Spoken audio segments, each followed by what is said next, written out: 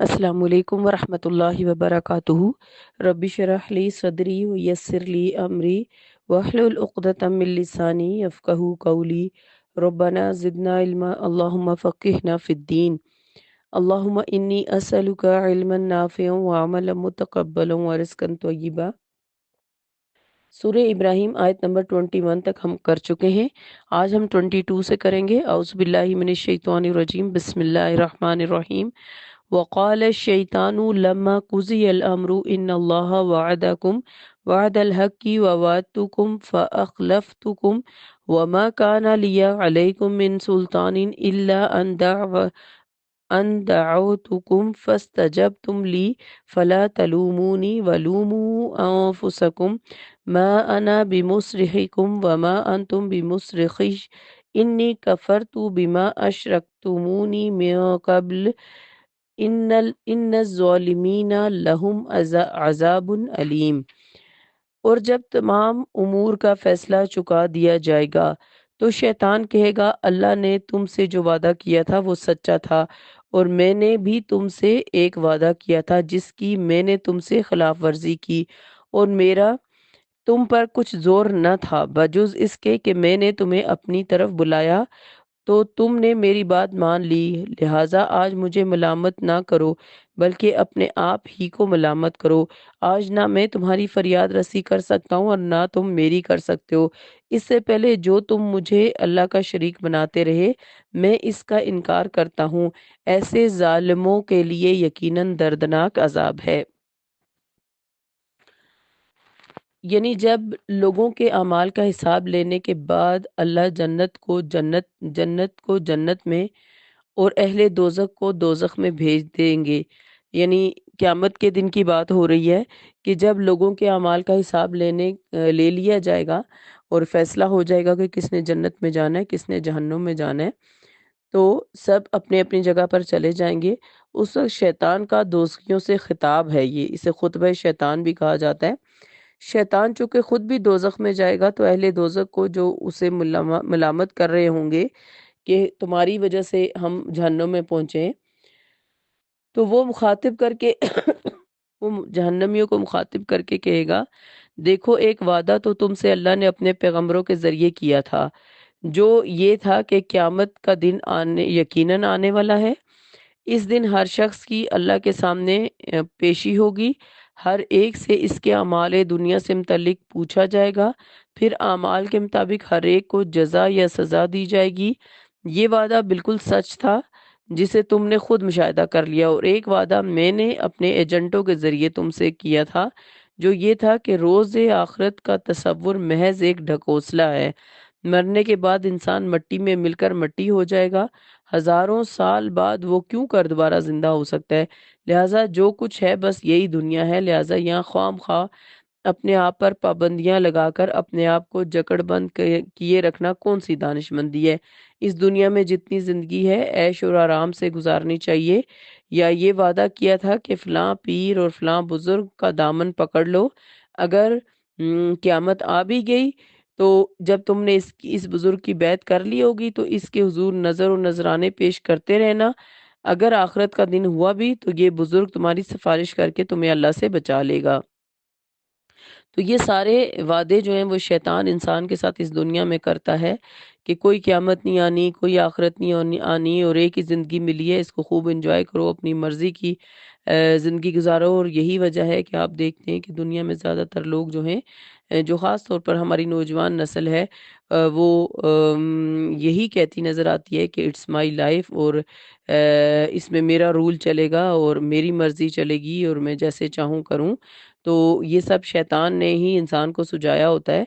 और ज़ाहिर है जो लोग दीन की तरफ नहीं जाते तो वो इस हकीकत को नहीं पाते, और अगर उन्हें कोई दीन की तरफ बुलाए भी तो वो उनकी बात पर ध्यान नहीं देते। तो शैतान क़यामत के दिन ये खुतबा कर रहा है जहन्नमियों से, उनसे कह रहा है कि अल्लाह ने तुमसे अपने पैगंबरों के ज़रिए वादा किया था कि क़यामत का दिन आएगा, तुम्हारा हिसाब किताब होगा और तुम्हारे अमाल के मुताबिक तुम्हारा जन्नत या जहन्नुम में जाना तय पाएगा। लेकिन तुमने अल्लाह की बात पे गौर नहीं किया और जो मैंने तुमसे दुनियावी धोखे वाले वादे किए तुमने उनको सच मानकर मेरे साथ तुम चल पड़े। फिर शैतान का एतराफ़ भी है कि मेरा वादा झूठा था। تو شیطان کہے گا کہ میں آج اقرار کرتا ہوں کہ میرا وعدہ جھوٹا تھا، مگر ایک بات ضرور ہے، وہ یہ کہ میں نے صرف ان باتوں کی تم میں تحریک پیدا کی تھی، یعنی تمہیں صرف وسوسہ دیا تھا، تمہیں اس طرف میں نے متوجہ کیا تھا ضرور، جسے تم نے تسلیم کر دیا، لیکن میرے پاس نہ تو کوئی عقلی دلیل تھی کہ تمہیں اس کا قائل کر سکتا، اور نہ میرا تم پر کچھ زور تھا، یعنی کہ میں نے تمہیں ہاتھ سے پکڑ کر یہ کام نہیں کروایا، میں تمہیں مجبور کر کے اپنی باتوں پر لگا سکتا، میں نے تمہیں مجبور نہیں کیا، لہٰذا اب تم مجھے ملامت نہ کرو بلکہ اپنی عقلوں کا ماتم کرو، آج میں بھی ویسے ہی بے بس ہوں جیسے تم ہو، یعنی نہ میں تمہاری کچھ حمایت یا مدد کر سکتا ہوں، نہ تم میری مدد کر سکتے ہو، کیونکہ ہم دونوں یہاں جہنم میں یکساں مجرم ہیں۔ اور پھر شیطان کہے گا کہ تم نے اللہ کے احکام کے الرغم میری باتوں پر لگ کر، یعنی اللہ کی بات پر دھیان دینے کے بجائے میرے وسوسوں، میرے آئیڈیاز پر لگ کر اس کی اللہ کی نافرمانیاں کی، اور میری اطاعت کر کے مجھے یا میرے ایجنڈوں کو جو خدائی کا درجہ دے رکھا تھا، میں اس کا بھی انکار کرتا ہوں، اور برملا اقرار کرتا ہوں کہ اللہ ہی وحدہ لا شریک ہے، اور وہی بندگی اور پرستش کے قابل ہے، اور تم نے جو میری یعنی میرے آئیڈیاز پر، میرے وسوسوں پر کئی قسم کے معبود، حاجت روا اور مشکل کشاں بنا رکھے تھے، یہ سب جھوٹ ہی جھوٹ تھا۔ اس جملے کا دوسرا مطلب یہ بھی ہو سکتا ہے کہ جب میں تمہارے شریک بنانے سے پہلے ہی کافر بن چکا تھا، تو پھر تم نے مجھے شریک بنایا ہی کیوں تھا؟ تو دیکھیں کہ انسان کو کس طرح سے شیطان اس دنیا میں بھی دھوکہ دیتا رہتا ہے، اور آخرت میں بھی وہ انسان کو صاف یہ کہہ کر مکر جائے گا کہ میں نے تمہارے ساتھ کوئی زبردستی نہیں کی تھی، میں نے تو ایک آئیڈیا دیا تھا، ایک وسوسہ ڈالا تھا، تمہارا کام تھا کہ تم اسے جان چھڑاتے۔ آیت نمبر 23، وَأُدْخِلَ الَّذِينَ آمَنُوا وَعَمِلُوا الصَّالِحَاتِ جَنَّاتٍ تَجْرِي مِن تَحْتِهَا الْأَنْهَارُ خَالِدِينَ فِيهَا بِإِذْنِ رَبِّهِمْ تَحِيَّتُهُمْ فِيهَا سلام۔ جو لوگ ایمان لائے اور نیک عمل کرتے رہے، انہیں ایسے باغوں میں داخل کیا جائے گا جن میں نہریں بہہ رہی ہیں، وہ اللہ کے حکم سے ان میں ہمیشہ رہیں گے، وہاں ان کی دعائے ملاقات سلام ہوگی۔ تو یہاں اہل جنت کا ذکر اسی سنت الہی کے مطابق آیا ہے کہ جہاں اہل دوزخ کا ذکر آئے تو ساتھ ہی اللہ تعالیٰ اہل جنت کا تھوڑا سا ذکر کر دیتے ہیں، اور جہاں اہل جنت کا تفصیلی ذکر آئے تو ساتھ ہی اہل دوزخ کا بھی مختصر سا ذکر کر دیا جاتا ہے۔ اور دوسرا اس آیت میں جو بات بتائی گئی، تحیتہم فیہا سلام، وہاں ان کی دعائے ملاقات سلام ہوگی۔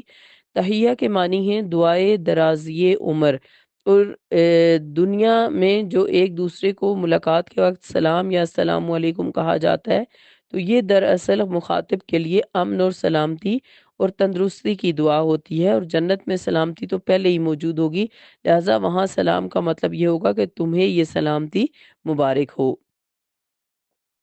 آیت نمبر 24، الم تر کیف رب ضرب اللہ مثلا کلمۃ طیبۃ کشجرۃ طیبۃ اصلها ثابت وفرعها فی السماء۔ آپ دیکھتے نہیں کہ اللہ تعالیٰ نے کلمہ طیبہ توحید کی مثال، کیسی عمدہ مثال بیان کی ہے، جیسے وہ ایک پاکیزہ درخت ہو جس کی جڑ زمین میں خوب جمی ہوئی ہے اور شاخیں آسمان سے باتیں کرتی ہیں۔ کلمہ طیبہ کے لغوی معنی ہے پاکیزہ بات، اور اس سے مراد کلمہ توحید یعنی لا الہ الا اللہ ہے۔ یہی وہ کلمہ ہے کہ جب عقیدہ اور عمل کی شکل اختیار کر لیتا ہے تو یہ جہاں تمہارا تمام تر بلائیوں کی بنیاد بن جاتا ہے، وہاں ہر ایک برائی کی جڑ بھی کاٹ پھینکتا ہے۔ یہی وجہ ہے کہ ہر نبی نے اپنی دعوت کا آغاز اسی کلمہ طیبہ سے کیا۔ کلمہ طیبہ کو شجرت طیبہ سے یہاں پر مثال دی گئی ہے، اور پاکیزہ درخت یعنی طیبہ درخت جو ہے، اس سے مراد کھجور کا درخت ہے، کہ شجرہ طیبہ کہتے ہیں کھجور کے درخت کو، اور پاکیزہ درخت کی مومن سے مثال پیش کی گئی ہے جس کے دل میں کلمہ طیبہ یا کلمہ توحید رچ بس گیا ہو، جیسا کہ درج ذیل حدیث سے بھی پتہ چلتا ہے۔ سیدنا عبداللہ بن عمر رضی اللہ عنہما کہتے ہیں کہ ایک دفعہ ہم رسول اللہ صلی اللہ علیہ وسلم کے پاس بیٹھے تھے، آپ صلی اللہ علیہ وسلم نے صحابہ سے پوچھا، بتاؤ کہ وہ درخت کون سا ہے جس کے پتے نہیں گرتے؟ مسلمان کی مثال اسی درخت کی سی ہے، اور یہ بھی نہیں ہوتا، اور یہ بھی نہیں ہوتا، یہ بھی نہیں ہوتا، یعنی نہ تو اس کا پھل ختم ہوتا ہے، نہ اس کا دانہ ختم ہوتا ہے اور نہ اس کا نفع ضائع ہوتا ہے اور ہر وقت میوہ دیتا رہتا ہے۔ اس وقت میرے دل میں خیال آیا کہ وہ کھجور کا درخت ہے، مگر جب میں نے دیکھا کہ ابو بکر اور عمر رضی اللہ عنہما جیسے بزرگ خاموش بیٹھے ہیں تو میں نے آپ صلی اللہ علیہ وسلم کو جواب دینا مناسب نہ سمجھا۔ پھر آپ صلی اللہ علیہ وسلم نے خود ہی بتا دیا کہ وہ کھجور کا درخت ہے۔ جب ہم اس مجلس سے اٹھائے تو میں نے اپنے والد سے کہا، ابا جان، اللہ کی قسم میرے دل میں یہ بات آئی تھی کہ وہ کھجور کا درخت ہے۔ انہوں نے کہا، پھر تم نے کہہ کیوں نہ دیا؟ میں نے کہا، آپ سب خاموش رہے تو میں نے آگے بڑھ کر بات کرنا مناسب نہ سمجھا۔ میرے والد کہنے لگے، اگر تم کہہ دیتے تو مجھے اتنا اتنا مال ملنے سے زیادہ خوشی ہوتی۔ یہ صحیح بخاری کی حدیث ہے۔ بہرحال اللہ تعالیٰ نے شجرہ طیبہ کی 4 صفات بیان فرمائی ہیں۔ نمبر 1، وہ طیب اور پاکیزہ ہے۔ اس کی یہ عمدگی خواہ شکل اور صورت کے اعتبار سے ہو یا پھل پھول کے اعتبار سے یا پھل کے خوش ذائقہ، شیریں اور خوشبودار ہونے کے اعتبار سے ہو۔ دوسرا، اس کی جڑیں زمین میں خوب مستحکم اور گہرائی تک پیوست ہو چکی ہیں اور اس قدر مضبوط ہیں جو اپنے طویل قامت درخت کا بوجھ سہار سکتی ہیں۔ تیسرا، اس کی شاخیں آسمانوں میں یعنی بہت بلندی تک چلی گئی ہیں، لہٰذا اس سے جو پھل حاصل ہوگا وہ ہوا کی آلودگی اور گندگی وغیرہ کے جراثیم سے پاک اور صاف ہوگا۔ نمبر 4، یہ عام درختوں کی طرح نہیں بلکہ ہر موسم میں پورا پھل دیتا ہے اور یہ باتیں کھجور کے درخت اور پھل میں پائی جاتی ہیں۔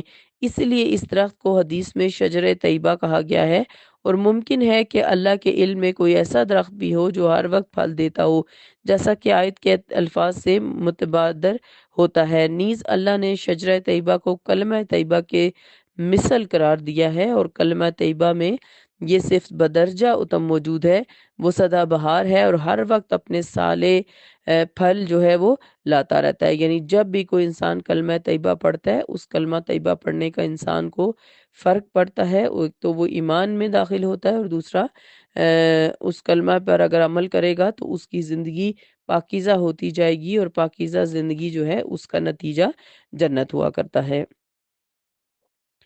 مزید اسی کے بارے میں اگلی آیت 25 میں بھی کہا جا رہا ہے، تُؤْتِي أُكُلَهَا كُلَّ حِينٍ بِإِذْنِ رَبِّهَا وَيَضْرِبُ اللَّهُ الْأَمْثَالَ لِلنَّاسِ لَعَلَّهُمْ يَتَذَكَّرُونَ۔ وہ اپنے پروردگار کے حکم سے ہر آن پھل دے رہا ہے۔ اللہ لوگوں کے لیے مثالیں اس لیے بیان کرتا ہے کہ وہ سبق حاصل کریں۔ یعنی کلمہ طیبہ کے ثمرات ہیں جس کی کوئی فصل پھل سے خالی نہیں جاتی، اور اس مثال کا مطلب یہ ہے کہ جب کلمہ طیبہ کسی مومن کے دل میں رچ بس جاتا ہے اور اس میں اس کی جڑ پیوست ہو جاتی ہے تو وہ اپنی پوری زندگی اسی کلمے کے تقاضوں کے مطابق ڈھال لیتا ہے، تو اس سے جو اعمال صالح صادر ہوتے ہیں اس کا فائدہ صرف اس کی ذات تک محدود نہیں رہتا بلکہ آس پاس کا معاشرہ بھی اس سے فیض یاب ہوتا ہے اور ہر آن ہوتا رہتا ہے۔ پھر یہی اعمال صالح آسمان کی بلندیوں تک جا پہنچتے ہیں، جیسا کہ ایک دوسرے مقام پر اللہ تعالیٰ فرماتے ہیں، الیہ یصعد الکلم الطیب والعمل الصالح یرفعہ۔ پاکیزہ کلمے اللہ تعالیٰ کی طرف چڑھتے ہیں اور عمل صالح اسے چڑھانے کا سبب بنتا ہے اور اللہ کی رحمت اور برکات کے نزول کا سبب بنتے ہیں۔ اور اگر اسی کلمہ طیبہ پر مبنی کوئی معاشرہ اپنا نظریہ حیات اسی بنیاد پر استوار کر لے تو اس کے ثمرات اور برکات میں کئی گنا اضافہ ہوتا رہتا ہے۔ کلمہ طیبہ کی جڑ اس لحاظ سے مضبوط ہے کہ انسانی زندگی میں اس کا آغاز سیدنا آدم علیہ السلام سے ہوا اور تا قیامت یہ کلمہ برقرار رہے گا۔ آندھیوں کے جھکڑ یا بادل کے بلا خیز طوفان سے اسے متزلزل نہیں کر سکے گا، اور باطنی لحاظ سے اس کلمے کا مستقر مومن کا دل ہے اور مومن کے دل میں اس کلمے کی جڑیں اس قدر راسخ ہوتی ہیں کہ زمانہ بھر کی مشکلات اور مصائب اسے اس عقیدے سے متزلزل نہیں کر سکتے۔ پھر مومن کے دل میں پڑا ہوا اسی کلمہ طیبہ کا بیج جب ایک تناور درخت کی شکل اختیار کر لیتا ہے تو اس کے برگ و بار سبھی خیر اور بھلائی کا سرچشمہ بن جاتے ہیں، اور اس سے بنی نوع انسان کے علاوہ اللہ کی دوسری مخلوق بھی اس کی برکتوں سے فیض یاب ہوتی رہتی ہے۔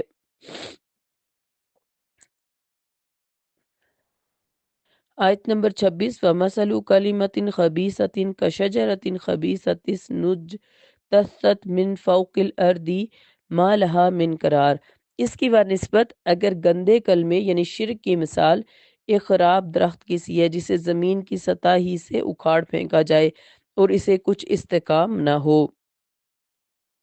خلافت اور دوسرے نظام حیات کلمہ طیبہ کے مقابلے میں کلمہ خبیثہ یعنی گندی بات، شرک اور کفر کی مثال ایسے پودے سے دی گئی ہے جس کی سب صفات شجرہ طیبہ کے خلاف ہیں۔ اس کی جڑ زمین کے اندر گہرائی تک نہیں جاتی بلکہ اوپر ہی اوپر زمین کے قریب ہی رہتی ہے۔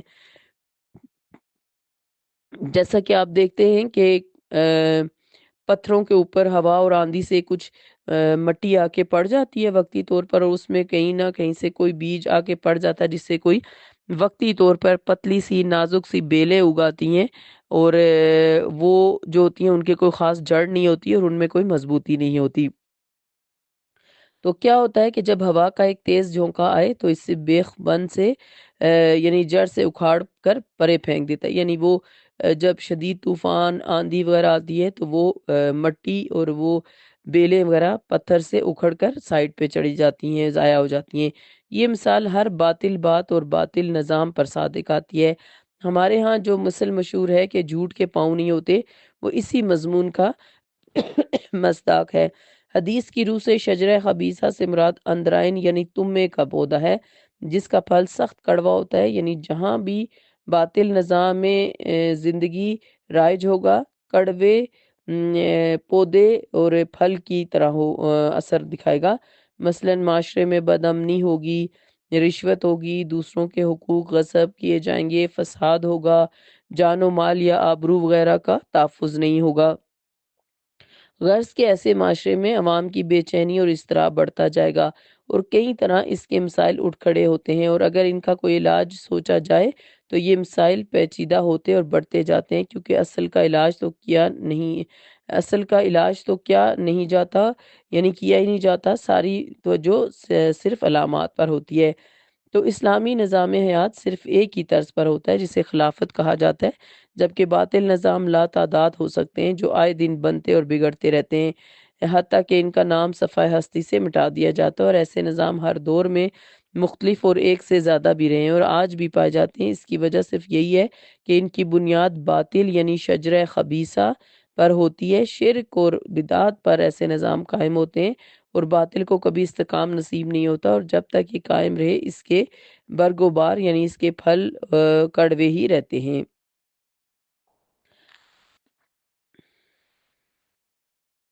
آیت نمبر 27 آج کے لیسن کی آخری آیت۔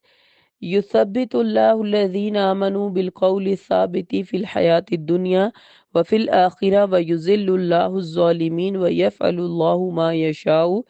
جو لوگ ایمان لائے انہیں اللہ قول ثابت یعنی کلمہ طیبہ سے دنیا کی زندگی میں بھی ثابت قدم رکھتا ہے اور آخرت میں بھی رکھے گا، اور جو ظالم ہیں انہیں اللہ بھٹکا دیتا ہے، اور اللہ وہی کرتا ہے جو چاہتا ہے۔ کلمہ طیبہ کی برکات میں سے ایک یہ بھی ہے کہ مومن کسی حال میں بھی گھبراتا نہیں، وہ مصائب اور مشکلات کے دور میں بھی اللہ پر بھروسہ رکھتا، ثابت قدم رہتا اور استقلال سے سب کچھ برداشت کر جاتا ہے، اور آخرت میں تو اسے بالکل وہی حالات و مناظر پیش آئیں گے جن پر وہ پہلے ہی ایمان رکھتا تھا، لہٰذا وہاں بھی اس کے گھبرانے کی کوئی وجہ نہیں ہوگی، اور اس کلمے کی برکت سے وہاں پر بھی وہ ثابت قدم رہے گا۔ اور پھر قبر میں جو سوال و جواب ہوں گے، دنیا اور آخرت کے علاوہ ایک تیسرا مقام عالم برزخ یا قبر کا مقام ہے، یعنی قبر میں جب فرشتے میت سے سوال کریں گے تو اس وقت بھی مومن ثابت قدم رہے گا، جیسا کہ درج ذیل حدیث سے واضح ہے۔ سیدنا برا بن عازب رضی اللہ عنہ کہتے ہیں کہ آپ صلی اللہ علیہ وسلم نے فرمایا، مسلمان سے جب قبر میں سوال ہوگا تو وہ کہے گا اشہد ان لا الہ الا اللہ وان محمد رسول اللہ۔ اس آیت میں قول ثابت سے یہی مراد ہے، یہ صحیح بخاری کی حدیث ہے۔ اور جامع ترمذی کی روایت کے مطابق اس آیت کی تفسیر میں الفاظ یوں ہیں کہ جب قبر میں اس سے پوچھا جائے گا کہ تیرا پروردگار کون ہے، دین کیا ہے اور نبی کون ہے، تو جو کلمہ کے مطابق جس نے زندگی گزاری ہوگی، یاد رکھیں کلمے کے دو حصے ہیں، ایک ہے لا الہ الا اللہ، اللہ کے سوا کوئی معبود نہیں، اس کا پڑھ کے رکھ لینا کافی نہیں، بلکہ اس کا مطلب ہے میری زندگی میں کوئی ایسا کام نہیں ہوگا جو اللہ تعالیٰ کو پسند نہیں۔ اور کلمے کا دوسرا حصہ یعنی رسالت کا اس بات ہے، یعنی محمد الرسول اللہ کے محمد اللہ کے رسول ہیں، تو اس کو پڑھ لینا کافی نہیں، بلکہ مومن ساری زندگی وہی کرتا ہے جو رسول اللہ صلی اللہ علیہ وسلم نے حکم دیا اور اس چیز سے رکا رہتا ہے جس سے رسول اللہ نے منع کیا۔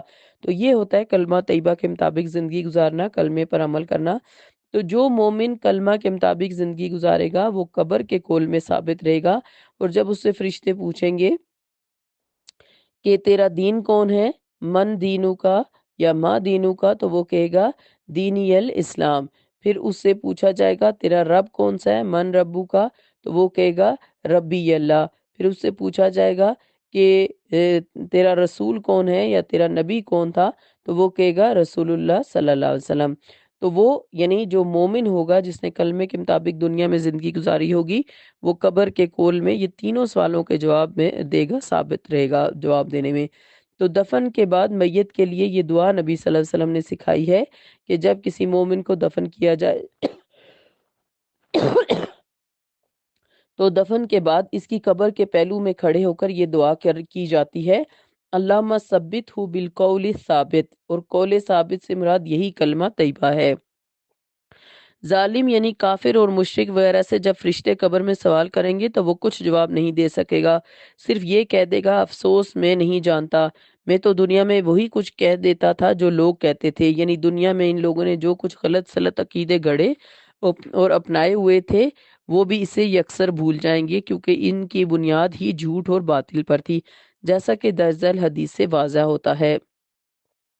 سیدنا انس بن مالک رضی اللہ عنہ سے روایت ہے، رسول اللہ صلی اللہ علیہ وسلم نے فرمایا جب آدمی اپنی قبر میں رکھا جاتا ہے تو اس کے ساتھ ہی واپس لوٹ جاتے ہیں، یعنی جو دنیاوی لوگ اسے دفنانے آئے تھے، تو بلا شبہ وہ ان کے جوتوں کی آواز سنتا ہے۔ اس وقت اس کے پاس دو فرشتے آتے ہیں جو اسے اٹھا کر بٹھا دیتے ہیں اور کہتے ہیں کہ تو اس شخص یعنی محمد صلی اللہ علیہ وسلم کے بارے میں کیا عقیدہ رکھتا تھا؟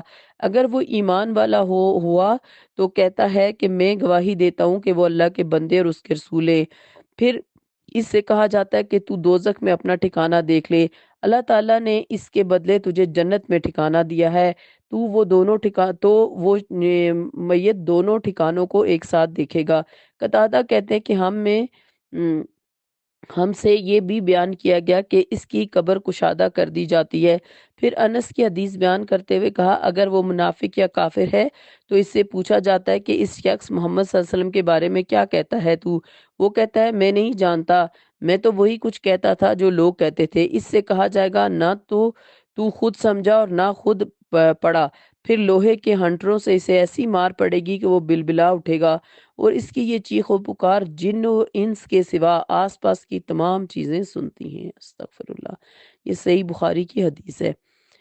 دوسری حدیث ہے جامع ترمذی کی، سیدنا ابو ہریرہ رضی اللہ عنہ سے روایت ہے، رسول اللہ صلی اللہ علیہ وسلم نے فرمایا جب میت کو قبر میں اتارا جاتا ہے تو اس کے پاس دو فرشتے آتے ہیں جن کا رنگ سیاہ، آنکھیں نیلگوں ہوتی ہیں، ایک کو منکر اور دوسرے کو نکیر کہا جاتا ہے۔ وہ کہتے ہیں کہ تو اس شخص کے متعلق کیا کہتا تھا؟ اگر وہ ایماندار ہوا تو کہتا ہے وہ اللہ کا بندہ اور اس کا رسول ہے، میں گواہی دیتا ہوں کہ اللہ کے سوا کوئی معبود نہیں، محمد صلی اللہ علیہ وسلم اس کے بندے اور اس کے رسول ہیں۔ وہ کہتے کہ ہم جانتے تھے کہ تو اسی طرح کہے گا۔ پھر اس کے لیے 70 گز تک قبر فراغ کر دی جاتی ہے، پھر اس کے لیے اس میں وہ روشنی کر دی جاتی ہے، پھر اس سے کہا جاتا ہے کہ تو سو جا۔ وہ کہتا ہے میں اپنے گھر والوں کے پاس جاتا ہوں تاکہ انہیں خبر دوں۔ وہ کہتے ہیں سو جا جس طرح دلہن سو جاتی ہے جس سے اس کے محبوب کے علاوہ کوئی نہیں جگاتا، یہاں تک کہ اللہ تعالیٰ اسے اس کے سونے کی جگہ سے جگائے گا۔ اگر منافق ہوتا ہے تو وہ فرشتوں کے جواب میں کہتا ہے میں نے لوگوں سے سنا ہے وہ ایک بات کہتے تھے، میں نے اس کے مثل کہہ دی، میں نہیں جانتا۔ وہ کہتے ہیں ہم جانتے تھے کہ تو اسی طرح کہے گا۔ زمین کے لیے کہا جاتا ہے اس پر مل جا، چنانچہ وہ اس پر مل یعنی تنگ ہو جاتی ہے، اس کی پسلیاں باہم مل جائیں گی اور وہ مسلسل اس عذاب میں مبتلا رہے گا یہاں تک کہ اللہ اسے اس کی قبر سے اٹھائے گا۔ استغفر اللہ۔ اس لیے کہتے ہیں کہ قبر کے لیے انسان کو تیاری رکھنی چاہیے، کلمے کے مطابق زندگی گزاری جائے، دین کا علم حاصل کیا جائے، اور صبح و شام کے اذکار میں جو ہمیں ان سوالوں کے جواب سکھائے جاتے ہیں وہ ضرور صبح و شام پڑھیں۔ رضیت باللہ ربم و بالاسلام دینم و بی محمد نبیہ۔ اور تیسری حدیث ہے اسی حوالے سے، برا بن عازب رضی اللہ عنہ سے روایت ہے، نبی کریم صلی اللہ علیہ وسلم نے فرمایا، میت کے پاس دو فرشتے آتے ہیں، وہ اسے بٹھاتے ہیں اور کہتے ہیں یہ شخص کون ہے جسے تمہاری طرف بھیجا گیا تھا؟ وہ کہتا ہے کہ وہ اللہ کا رسول ہے۔ وہ اس سے کہتے ہیں تجھے اس بات کا علم کیسے ہوا؟ ثابت بات کے ساتھ وہ کہتا ہے میں نے اللہ کی کتاب پڑھی، اس کے ساتھ ایمان لایا اور اسے سچا جانا۔ اس سے مراد اللہ تعالیٰ کا یہ فرمان ہے، اللہ تعالیٰ ان لوگوں کو ثابت رکھتا ہے جو ایمان لائے۔ آسمان سے ایک پکارنے والا پکارتا ہے، میرے بندے نے سچ کہا، اس کے لیے جنت کا بچھونا بچھا دو اور جنت کی پوشاک پہنا دو، جنت کی طرف دروازہ کھول دو۔ چنانچہ اس کے لیے دروازہ کھول دیا جاتا ہے، اس کے پاس اس کی ہوا اور خوشبو آتی ہے، اور بقدر نگاہ کی درازی کے اس کی قبر کھول دی جاتی ہے، اور جو کافر ہے اس کی موت کا ذکر کیا تو فرمایا پھر اس کی روح اس کے جسم میں ڈالی جاتی ہے، دو فرشتے آتے ہیں، اسے بٹھاتے ہیں اور کہتے ہیں تیرا رب کون ہے؟ وہ کہتا ہے ہاں ہاں لا ادری میں نہیں جانتا۔ وہ کہتے ہیں تیرا دین کیا ہے؟ وہ کہتا ہے ہاں ہاں لا ادری میں نہیں جانتا۔ وہ کہتے ہیں وہ شخص کون ہے جسے تمہاری طرف بھیجا گیا؟ وہ کہتا ہے ہاں ہاں لا ادری میں نہیں جانتا۔ آسمان سے ایک پکارنے والا پکارتا ہے یہ جھوٹا ہے، پس آگ سے اس کا بچھونا بچھا دو اور آگ کا لباس پہنا دو اور دوزخ کی طرف سے ایک دروازہ کھول دو۔ کہا اس کی لو اور گرمی آتی ہے۔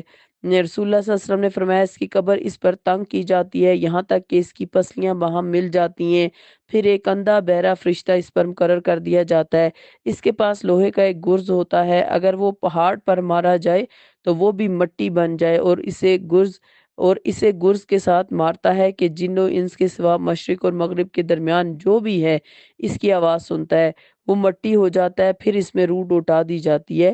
یہ سنن نبی داؤد کی روایت ہے، یعنی کہ بار بار وہ دوبارہ بنایا جاتا ہے اور بار بار اس کو یہ عذاب دیا جاتا ہے۔ تو یہ عالم برزخ یعنی قبر کے عذاب کا بیان ہے جو ان آیات میں ان حدیث میں بیان کیا جا رہا ہے۔ اس سے یہ پتہ چلتا ہے کہ ہم سب کو اپنی زندگی کلمہ طیبہ کے مطابق گزارنی چاہیے۔ اگر اس دنیا میں ہم ہر وقت کلمہ کے مطابق گزاریں گے، یعنی اللہ کے ایک ہونے اور رسول اللہ کے اللہ کے نبی ہونے کی گواہی دیں گے اپنی زبان سے، اپنے ہر عمل سے، تو پھر اللہ تعالیٰ ہمیں اس دنیا میں بھی ثابت رکھیں گے اور قبر کے کول میں بھی ثابت رکھیں گے، اور آگے بھی کی منزلیں بھی آسان ہو جائیں گی۔